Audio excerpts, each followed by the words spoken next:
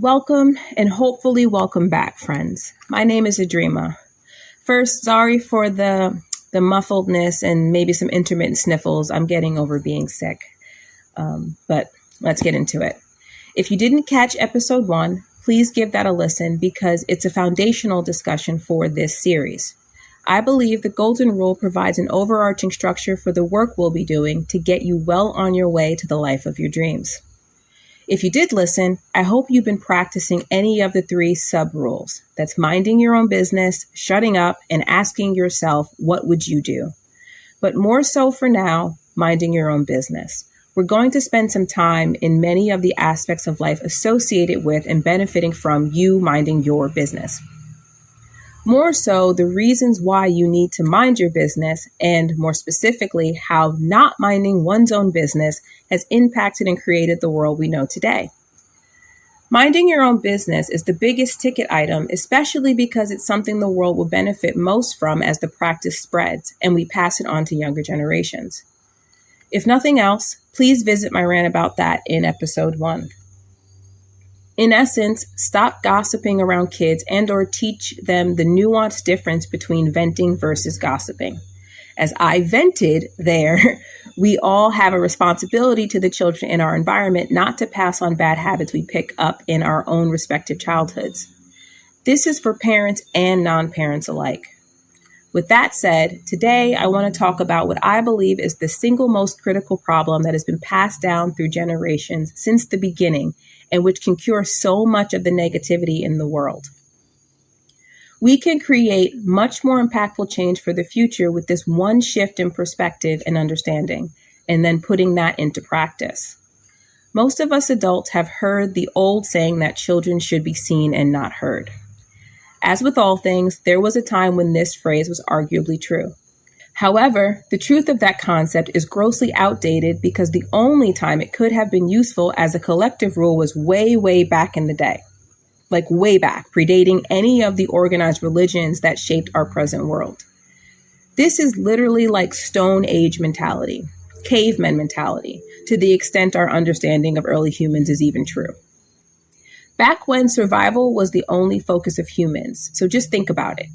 Babies clearly wouldn't have any useful information, and little children wouldn't have much more beyond what adults could teach them. Back then, it was a very, if not solely physical world occupied by first-dimensional humans. Now, we'll get into the quantum physics of this another time, but all that means is the internal world of each individual were of little value to the external world, to the collective, to the group, to the families. And that's assuming they even had the same kind of internal worlds that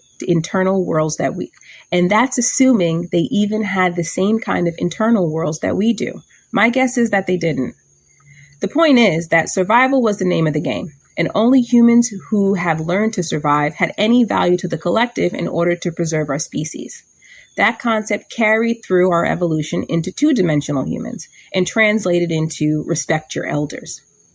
And even then, there was validity to that rule also because anyone that lived as long as they did, carrying history in their very existence, had so much to teach younger generations. Simultaneously, though, civilizations were developing and evolving beyond sheer survival, but they didn't really understand that that was happening. So, for me, the most interesting but overlooked aspect was that children, by design, contain inherently more evolved consciousnesses than their parents and ancestors, which was precisely why evolution was occurring in the first place, though other theories exist as well. When you take even a second to think about it, it's such a simple truth that it's crazy we still aren't fully aware of it. When you take even a second to think about it, it's such a simple truth that it's crazy we still aren't fully aware of it as a whole now. Basically, cave children survived only because cave parents knew how, but cave parents were once cave children. This is obvious to us now because if cave children had no inherently new value, we would still be cave people. We're not cave people because children are necessarily more consciously evolved than their parents. Cave children grew up to be cave parents, some of who changed the way cave people lived. Those children are the ones who discovered fire and the wheel and whatever else that became the new baseline for future generations, bringing humanity out of that era entirely. And even considering other theories like ETs popping over here to give us stuff, the simplicity of the early human mind wouldn't even be able to comprehend new ways without consciousness evolution built into our design. But that wasn't so obvious then because lifespans were shorter and change wasn't so fast or progressive. If you want this concept to really sink into your spirit, pause here and go watch The Croods. Both of them, honestly, they're great movies. But the first one is more important to this concept. The battle between Grug and Guy is specifically about the elder conceding to the younger to move beyond the old ways of doing things and moving through new ideas more suited to a different, unknown future of the changing world. If we evolved the way Grug did, the world would be a drastically more harmonious place already. But that didn't happen. So now, humans were evolving out of being cave people like the Bettermans. But now, humans were evolving out of being cave people and turning into like the Bettermans and Croods too. They learned to build shelters that are far more secure from the dangers of the world, and they learned to grow and harvest food for more abundant lives. But unlike the Croods, they still didn't understand that children were always the key to a world less focused on survival, to evolution itself, right? So we've moved on to the respect your elders era, and we're still limiting ourselves to the known old ways of doing things.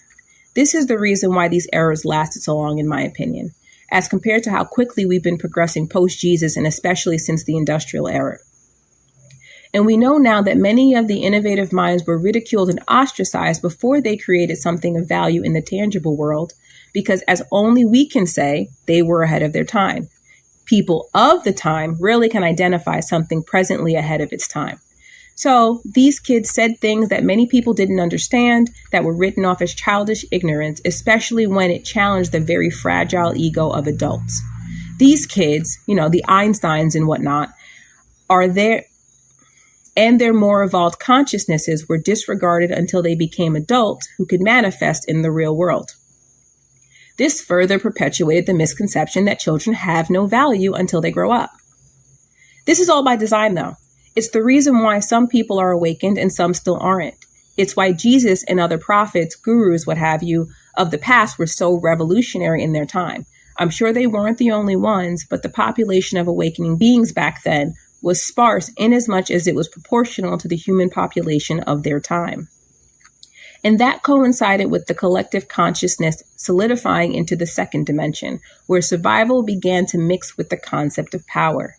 We know that now as religions developing and leaders morphing from creative minds who lead on behalf of the collective to power-hungry fearmongers. But I digress. That's about when we got the children should be seen and not heard mantra. It reminds me of my favorite line from the original Matilda, where Miss Trunchbull says, "They're all mistakes, children. Glad I never was one." And I always found that so funny even as a kid, because it's so ridiculous. Of course she was one. Obviously, that's the joke. Anyway, she also says, "I cannot for the life of me understand why small children take so long to grow up. I think they do it deliberately just to annoy me." So now we're all caught up to present day. Since the very beginning, children's value was never truly appreciated, and as we evolved to have so much more in life to enjoy, children simply became a burden to their parents because caring for them got in the way of adult enjoyment. And now I have to talk about Ferberization because it really pisses me off. This is my PSA against the Ferber method. Parents, stop it. Just fucking stop it. I don't care where Dr. Richard Ferber got his credentials. He's an idiot and a meanie. The Ferber method comes from his 1985 book called Solve Your Child's Sleep Problems. Children don't have sleep problems. The method is apparently also known as graduated extinction, which to me sounds like a torture tactic, but most know it as the cry it out method. The claim was that babies should be taught to self-soothe and be trained to sleep on their own. No, absolutely not. Babies do not need that. The very thing that makes humans different from other animals is our unique development that's predicated on vulnerability. And no one is more vulnerable than a newborn baby. Imagine a baby being left in the wilderness. It would cry out for help, comfort, and sustenance until when? Until it learned that none would come, and it would assume the chance of survival is all but gone, or pretty much gone. So it stops crying out of exhaustion and basically just gives up on its life. Just think about your worst breakup. Did you enjoy crying yourself to sleep? I highly doubt it. Ferberizing mimics this, but then, after all hope is lost, the parent returns when the parent is ready. It's the hot-cold treatment of the narcissist on a helpless child. It is, in fact, the first trauma bond any of us experience. That begins the cycle of toxic codependency that we see and know about reflected in romantic relationships of today. And the Ferber method trains the child to self-soothe, not because it should, but because it knows it won't be cared for by the parent in the ways that the child needs. And it will only be cared for in the way that the parent dictates. But it also knows that it won't die. Survival then becomes all about emotional suppression. So from birth, we were forced to sacrifice ourselves to survive our own parents. And with children being more evolved, we got really good at learning how to get whatever needs met that we knew we could get from our parents, even if that meant not getting all of our needs met. Survival truly is a bitch, and love was always tainted for us. So parents, if nothing else, stop Ferberizing your babies. When they cry, go to them. Give them what they need, including just your presence, just your love. That's mostly all they're really asking for anyway. My babies absolutely refuse to sleep in their cribs or anywhere else besides on me. I didn't leave them to figure it out on their own. I slept on my couch, sitting up with them on my chest because it was the only way any of us got any sleep. It was honestly a small price to pay for the beauty and joy of being their mommy and only lasted a few months. A mere blip in our relationship. But most parents will do just fine with co-sleeping or keeping the crib in the same room. Even having separate nurseries is fine, albeit it's weird to me. I couldn't imagine being that far away from my babies, but it's fine. Just don't leave your babies to learn in their earliest moments that you won't always be there for them. Do not leave them to cry it out. And I'm not blaming anyone because I get it. As an adult, kids don't seem to provide anything to adults beyond the responsibility to care for them. But that's literally it, right? Children are not born to provide for parents. Parents are meant to provide for, and most importantly, protect children to further evolution. Children provide value for the future, both because they grow into adults, but more so because they're born already more evolved than their parents. It's honestly simple math. We each require two parents to be conceived. Each child is the energetic sum of its parents. So simply, for example, if the first parents were energetically ones, they would make children that are energetically twos because 1 + 1 = 2, right? Now the next generation of parents are twos, and then they make fours, and the fours make eights, and so on. And just to complete the example, mixed generational conceptions will still create more advanced children. Like if a generation 2 and a generation 4 had a baby, that baby would be a 6. So you see, growth was intended to be inevitable. Side note, I can't take full credit for this concept. This is just my take on it. I got the initial idea sparked from Till Swan. So check her out if you're more interested in this concept, especially on parenting and child rearing. Anyway, so why is all this important to you? Well, because you were never taught your worth. None of us were. And that also means neither were our parents. So nobody in particular is to blame. It's the way it was always meant to be. Each generation of children were oppressed from birth and then forced to develop ways of living that were actually unnatural to them. And the few that couldn't live against their own nature would only become valuable to the world if they managed to provide something tangible that benefited everybody else. So I'm saying that we are all simply the product of human evolution. And it's such a tragically ironic thing, right? Because we're all just kids that got older. And the problems we faced and the pain we internalized when we were little didn't just disappear with age, just like it didn't for our parents and ancestors. In my opinion, it was actually far worse for them than it is for us, which again is why I think spirituality is having its moment now. For past generations, emotional pain was forced to hide deep, deep within, waiting for release that never came, or worse, punishment, including up to death for practicing innate gifts that came with your evolution because it challenged the known old ways. We all know about religious persecution, the genocide that created the Western world in the name of God and Jesus, the witch hunts and murders, and all the bloodshed and lives lost to liberate people from oppressive rules, et cetera, et cetera. The bloodbath we know as our history was simply adult children fighting collectively for their individual freedoms. But even with that, culture still developed around emotional suppression. Leaving the last piece of the puzzle being us adults with repressed issues no one cares about because no one has to care for adults. But now, after much overcorrection of historical blunders, we get to know better. We know better. We are the transitional generations for the spirit. That is our purpose. It was not the purpose of past generations. They gave us material things. Their job was to free the mind and the body. We're here in a time meant to liberate the soul. We are meant to fix our inner worlds so we can truly enjoy everything they built in the physical. The problem is, most of us are still carrying generational traumas that don't belong to us. And we were raised to only understand the external evidence kids provide as the container for what they pick up. And that gets entirely ignored once they age out of anybody caring. This then means we're in the middle of the inevitable. We are largely dysfunctional, overgrown babies. To my 80s and 90s babies, if you remember, think of Honey, I Blew Up the Baby, when the giant baby was destroying everything. That is the best metaphor for where we are now. Without inner work, we essentially end up in one of two places: hiding in plain sight by faking our lives to mimic others that are somehow declared the standard model of functioning adults, which we know it, well, maybe we don't, but it isn't a thing. There's no such thing as a standard model of functioning adult. But anyway, the other place we end up in is becoming a social pariah, waiting for the day our loved ones decide we need an intervention about how we're failing to mimic the lives of other people. It's no wonder life has become a losing game for us all. And I do mean for us all, literally everyone. Everyone's hurting and nobody cares because everybody's hurting. And all we can tell each other is to be somebody else so that we can have what they have. And that doesn't seem to work, and for good reason. But now we live in a world where so much is available, but no one's ever happy.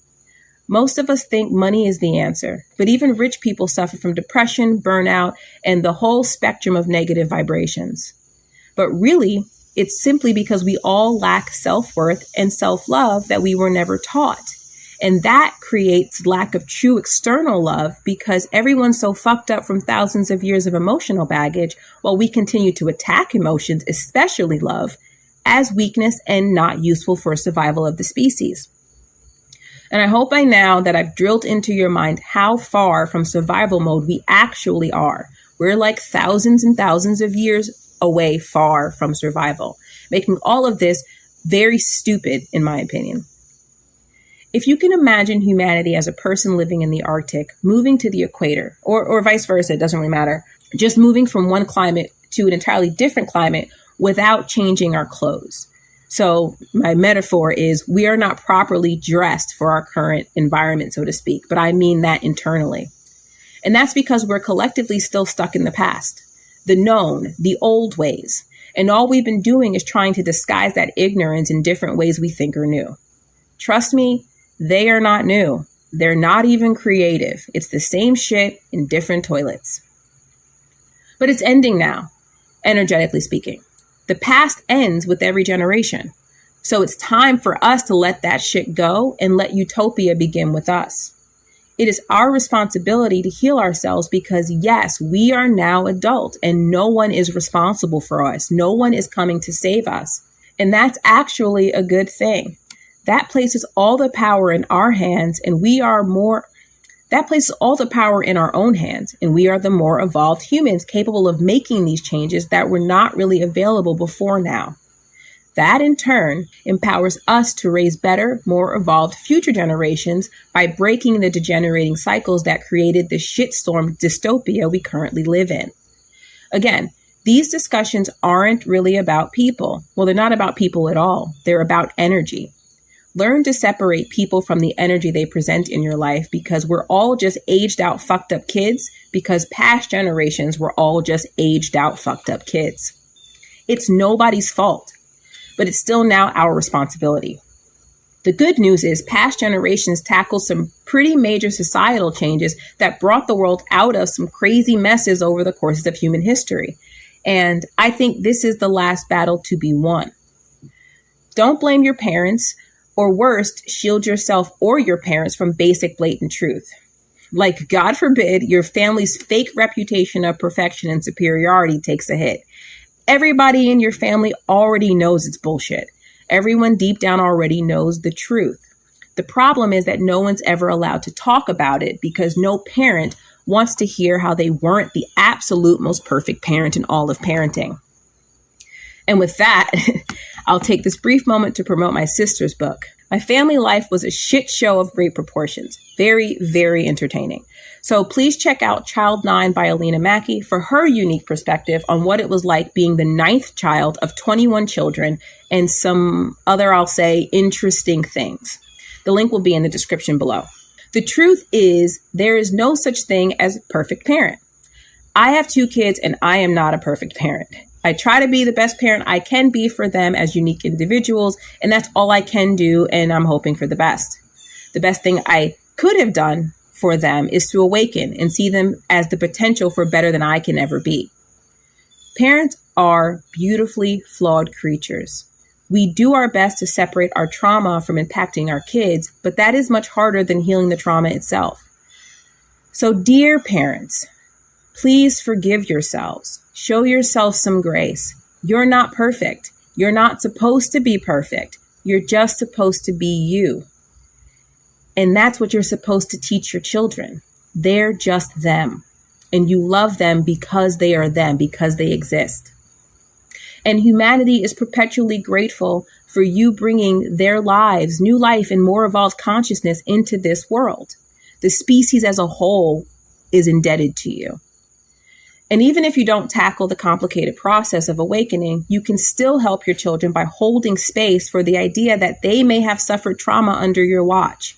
It's not your fault, so don't take it personally. Just allow them to be able to speak their truths and try to understand them, even if they blame you. You did the best you could, so you did your job as perfectly as anyone could. And this is a shout out to my own mommy and daddy. I love you both very much, and thank you. It's time to acknowledge that everyone is fucked up and doing the best they can with what they have. Our parents are just people, and our parents and ancestors had less energetic capabilities than we do because it wasn't their time for that. The time has only just arrived. So we need to stop trying to translate the past through today's lens in order for us to understand today. It honestly doesn't make any sense. And that applies to all the isms we're haggling over, but I'll do a separate episode on that. Your task now is to figure out your own shit and break your generational curses. As each of us heals, the healing spreads like wildfire. And if we do it soon enough, maybe we'll live to see utopia be born. But even if we don't, we can leave the world substantially better than we found it.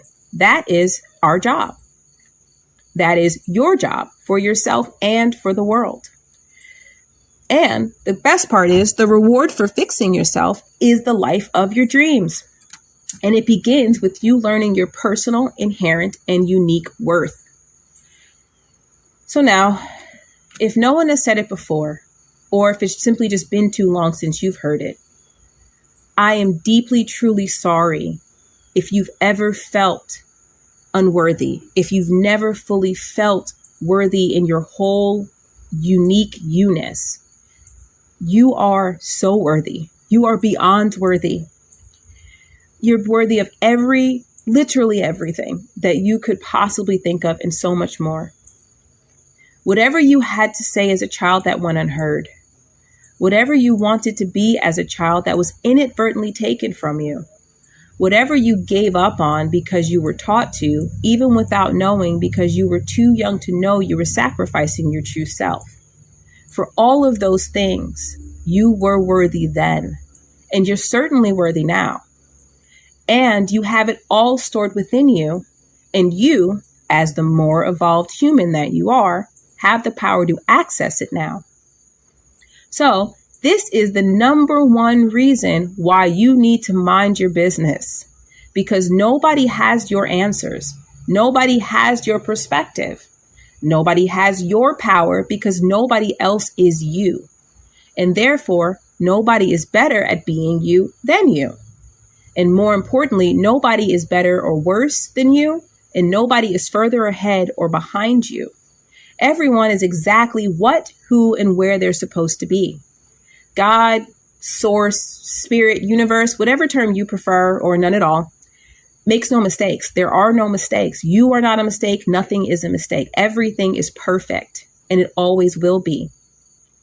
Everyone is on their own unique path with their own unique work to do and things to give to this world. And that's the same as it is with parenting. No other parents could have made you. Other parents can only make other children. That makes both you and your parents incredibly special and valuable to this world. And the most beautiful part of all of this is that you already knew this. Deep down, you've always known it. Now, in honor of your parents and in honor of you, you get to live it and do better than they were ever meant to do. Sorry, the worthiness always just is a hard spot for me. So keep practicing minding your own business and bringing the world around you to you, the conclusions of you, the ideas of you, the love of you. So that's all for today, and we'll catch up next time. I love you. Bye.